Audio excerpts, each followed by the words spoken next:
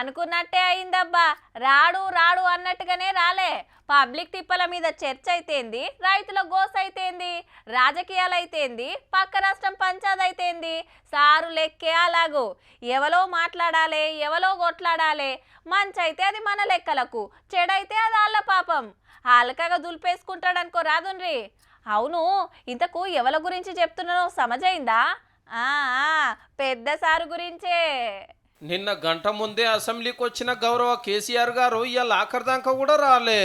ఎప్పటి లెక్కనే గవే దుమ్మాలు. రాలేదనకుండా governor speech నాడు వచ్చి గమ్మున ఊకొని అటెండెన్స్ వేసుకొని ఇక చాలు అనుకున్నట్టున్నాడు. మరి హైదరాబాద్ లోనే ఉన్నాడో, వచ్చిన పని అయిపోయిందని ఫామ్ హౌస్ కే పోయిండో. లేకైతే సర్కార్ కు జేజేలు కొట్టుకుంటా గవర్నర్ గారు చదివిన పాఠం మీద మాట్లాడవలసిందే ప్రధాన ప్రతిపక్షం లీడరు.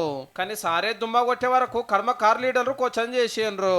10 ఏళ్ళు రాష్ట్రాన్ని వెళ్ళినోడు, ఎంతో అనుభవం ఉన్నాడు. సభకొచ్చి ప్రశ్నిస్తే ఆ తరికే ఏరుంటుండే. కేసీఆర్ గారి శాసనసభ మొత్తం వస్తుంటే గత 10 సంవత్సరాలు అవినీతి అక్రమాలకు సమానం చెప్పేసి భయపడే రూల్స్ ప్రకారం 60 రోజులు రాకుంటే ఎమ్మెల్యే పదవి పోయే డేంజర్ ఉంటుందా నీ ఓ పూట వచ్చిపోయినట్టున్నాడు.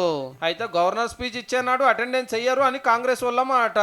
ఓ గల్ల ఇది లెక్కలకు రాకుంటే 19 నాడు మళ్ళొస్తుండొచ్చు. గా దినం బడ్జెట్ పెడతారు కాబట్టి మంత్రి గారు పద్దులు చదువురు తప్పితే ప్రశ్నించుడు, క్వశ్చన్ లేసుడు ఉండదు.